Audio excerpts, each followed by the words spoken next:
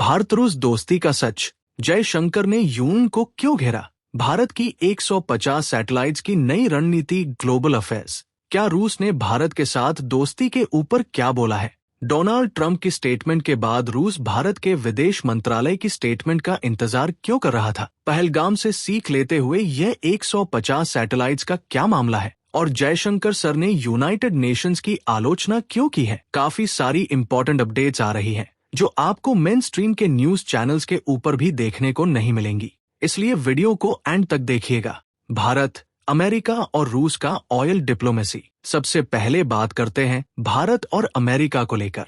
दरअसल हुआ ये कि डोनाल्ड ट्रंप व्हाइट हाउस में एक प्रेस ब्रीफिंग कर रहे थे और उसी दौरान डोनाल्ड ट्रंप ने ये क्लेम किया कि भारत के प्राइम मिनिस्टर नरेंद्र मोदी ने उनको ये अश्योरेंस दी है, यानी कि आश्वासन दिया है कि भारत रूस से क्रूड ऑयल परचेज करना बंद कर देगा। डोनाल्ड ट्रंप ने कहा कि प्राइम मिनिस्टर नरेंद्र मोदी मेरे बहुत ही अच्छे दोस्त हैं, हमारा काफी अच्छा संबंध है। हम भारत से बस इस बात के लिए खुश नहीं हैं कि भारत रशियन ऑयल परचेज कर रहा था। अब जैसे ही डोनाल्ड ट्रंप की ये स्टेटमेंट आई, उसके बाद से ही भारत के अपोजिशन पार्टीज और स्पेशली कांग्रेस पार्टी ने प्रधानमंत्री मोदी के खिलाफ और बीजेपी सरकार के खिलाफ एक टारगेटेड कैंपेन भी स्टार्ट कर दिया गया।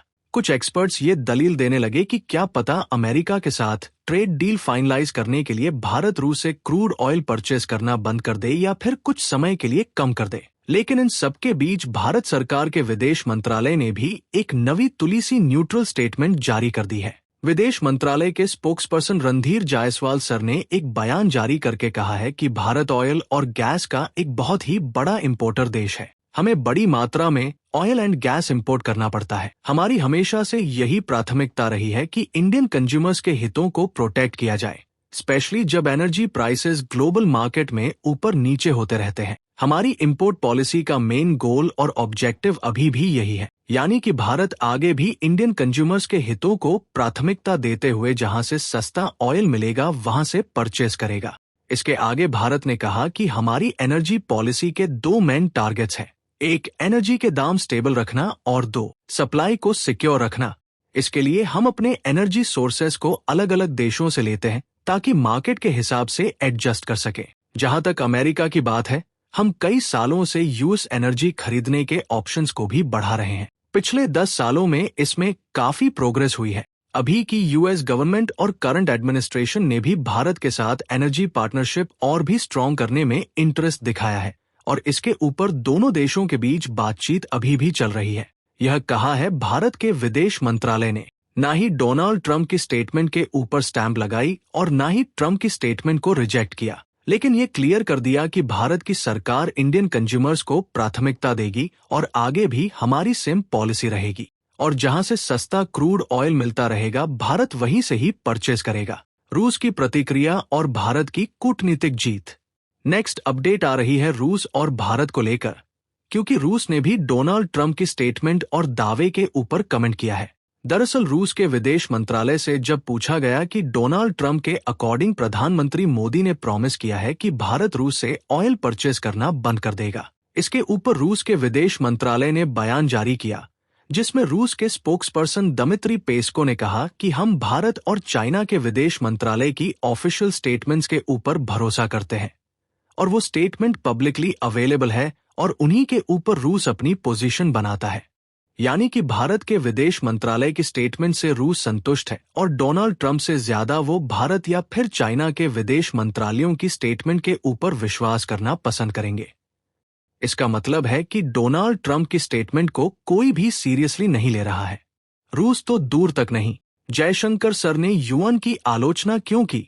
नेक्स्ट अपडेट आ रही है यूनाइटेड नेशन सिक्योरिटी काउंसिल के रिफॉर्म्स और वीटो पावर को लेकर। दरअसल भारत के विदेश मंत्री जयशंकर सर ने यूनाइटेड नेशंस को एक बार फिर से घेरा है और रिफॉर्म्स के ऊपर बात की है। न्यू दिल्ली में United Nations troops contributing countries chief का कॉन्क्लेव चल रहा है, जहां पर दुनिया के 33 देशों के मिलिट्री चीफ को इनवाइट किया गया है। जयशंकर सर इन सबको एड्रेस करने आए थे और यहां पर स्पीच देते हुए जयशंकर सर ने कहा कि यूनाइटेड नेशन सिक्योरिटी काउंसिल और यूनाइटेड नेशंस आज भी 1945 की जियोपॉलिटिकल रियलिटीज के ऊपर चल रहा है, जबकि अब साल 2025 आ गया है। इतने सालों में कई सारे जियोपॉलिटिकल चेंजेस हो गए हैं। मेंबर्स की संख्या भी 4 गुना बढ़ गई है और यूनाइटेड नेशंस को अगर इफेक्टिव बनाना है तो रिफॉर्म्स करना इंपॉर्टेंट हो गया है और यूनाइटेड नेशंस को और भी इंक्लूसिव, डेमोक्रेटिक और पार्टिसिपेटिव बनाना ही होगा। इसके साथ ही जयशंकर सर ने United nation peace keeping forces और भारत के योगदान की भी तारीफ की और काफी लंबी स्टेटमेंट दी है। लेकिन इंपॉर्टेंट बात यह है कि जयशंकर सर ने यूनाइटेड नेशन सिक्योरिटी काउंसिल के रिफॉर्म्स का मुद्दा उठाया और रिफॉर्म्स के बाद एक बड़ी जिम्मेदारी के लिए भारत को प्रबल दावेदार बताया। यानी रिफॉर्म्स के बाद भारत को भी सिक्योरिटी काउंसिल की परमानेंट मेंबरशिप दी जानी चाहिए, ये जयशंकर सर ने कहा। नेक्स्ट अपडेट आ रही है इसरो और भारत के सर्विलांस सैटेलाइट्स को लेकर। दरअसल न्यूज निकल कर आ रही है कि border security and coastal surveillance के लिए अभी के समय भारत के पास केवल 55 सैटेलाइट स्पेस में भेजी गई है। लेकिन अगर भारत की कोस्ट लाइन को देखें तो हमारी 7,500 किमी की शोर लाइन है और ह्यूज एक्सटेंसिव बॉर्डर्स हैं जो पाकिस्तान से लेकर चाइना और बांग्लादेश तक फैले हैं। ऐसे में भारत की रिक्वायरमेंट्स के मुकाबले 55 सैटेलाइट्स तो काफी कम है। 55 सैटेलाइट से हम अपने ऑब्जेक्टिव्स को कभी अचीव नहीं कर सकते हैं। इससे आगे आने वाले 3 सालों के अंदर भारत की बॉर्डर सिक्योरिटी और कोस्टल सर्विलांस को मजबूत करने के लिए इसरो द्वारा 100 से 150 सैटेलाइट और ऐड की जाएंगी। इसरो चीफ ने इसकी जानकारी देते हुए कहा है कि इसमें कोई संदेह नहीं है कि देश के बॉर्डर्स को सिक्योर करने के लिए भारत को और सैटेलाइट्स चाहिए होंगी और हम ये कोशिश कर रहे हैं कि 100 से 150 सैटेलाइट्स अगले 3 साल के अंदर ही स्पेस में भेज दी जाए। इन्होंने कहा कि ये सारी सर्विलांस सैटेलाइट्स जो रिसेंटली भारत ने लॉन्च की है और भारत लॉन्च करेगा, ये सारी सैटेलाइट्स पहले वाली सैटेलाइट्स के मुकाबले ज्यादा एडवांस्ड है। ये सब थर्मल और रडार इमेजरी के थ्रू डेंस क्लाउड, रात के अंधेरे और रग टेरेंस में भी इंट्रूजन को डिटेक्ट कर सकती है। एंड इसका फायदा इंडियन आर्मी के साथ साथ इंडियन एयरफोर्स और इंडियन नेवी तीनों को मिलता रहेगा। अन्य महत्वपूर्ण अपडेट्स, कफ सिरप और हुंडई। नेक्स्ट अपडेट आ रही है वर्ल्ड हेल्थ ऑर्गेनाइजेशन और भारत को लेकर। न्यूज निकल कर आ रही है कि वर्ल्ड हेल्थ ऑर्गेनाइजेशन ने इनिशियल इन्वेस्टिगेशन के बाद भारत की 3 कफ सिरप कंपनीज के खिलाफ पूरी दुनिया में ग्लोबल वार्निंग जारी की है और ये वार्न किया है कि ये 3 cup syrup life straightening illness यानी कि जानलेवा बीमारी के कारण बन सकती है।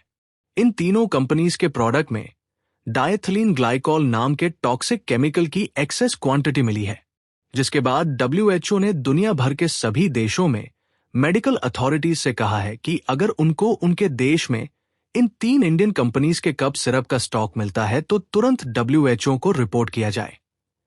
नेक्स्ट अपडेट आ रही है south Korean joint Hyundai company को लेकर। डोनाल्ड ट्रंप हुंडई को प्रेशराइज कर रहे थे कि ह्यूंडई कंपनी अमेरिका में इन्वेस्टमेंट करे, लेकिन साउथ कोरियन हुंडई कंपनी ने अपनी भारत की सब्सिडरी में आकर यहां पर सबसे ह्यूज इन्वेस्टमेंट करने की अनाउंसमेंट कर दी है। न्यूज निकल कर आ रही है कि ह्यूंडई कंपनी भारत में 45,000 रुपए करोड़ की इन्वेस्टमेंट करेगी। ह्यूंडई मोटर के प्रेसिडेंट एंड CEO ने कहा है कि ह्यूंडई कंपनी भारत को अपना सेकंड लार्जेस्ट रीजन बनाना चाहती है और ये 45,000 रुपए करोड़ अगले 5 सालों यानी कि साल 2030 तक इन्वेस्ट किए जाएंगे। इसके साथ ही ह्यूंडई कंपनी भारत में तब तक 27 नए कार मॉडल्स को लॉन्च करने वाली है जो मेक इन इंडिया के तहत भारत में बनकर ग्लोबली एक्सपोर्ट किए जाएंगे। ये बहुत ही बड़ी गुड न्यूज है। निष्कर्ष और चैनल की अपील, हर 24 घंटे के अंदर जियोपॉलिटिक्स में बड़े फेर बदलाव और उलटफेर हो रहे हैं और भारत के लिए नए चैलेंजेस आ रहे हैं। कोई देश अपने फैसले से पलट रहा है तो कोई देश ब्लैकमेलिंग के ऊपर उतर आया है। सभी देश एक दूसरे को नीचे लगाने की कोशिश कर रहे हैं। इन सबके बीच हमारा भारत किसी भी देश से पीछे ना रह जाए, इसके लिए लगातार कोशिशें हो रही हैं। मेरा चैनल का मिशन है कि भारत की foreign policy, defence news, economy और ग्लोबल अफेयर्स का सही और ऑथेंटिक एनालिसिस आप तक लगातार सरल भाषा में पहुंचे। ये मिशन आपके सपोर्ट के बिना अधूरा है। अगर आप चाहते हैं कि सही और ऑथेंटिक एनालिसिस आप तक लगातार पहुंचे तो इस वीडियो को लाइक करें और मेरे चैनल को सब्सक्राइब करके बेल नोटिफिकेशन ऑन करना मत भूलिएगा। आपका एक लाइक हमारे चैनल को ग्रो करने में काफी मदद करेगा और एक सब्सक्राइब ये सुनिश्चित करेगा कि आप किसी भी इंपॉर्टेंट अपडेट को मिस न करें। अगर आपने पहले से सब्सक्राइब किया है तो दिल से धन्यवाद। जय हिंद।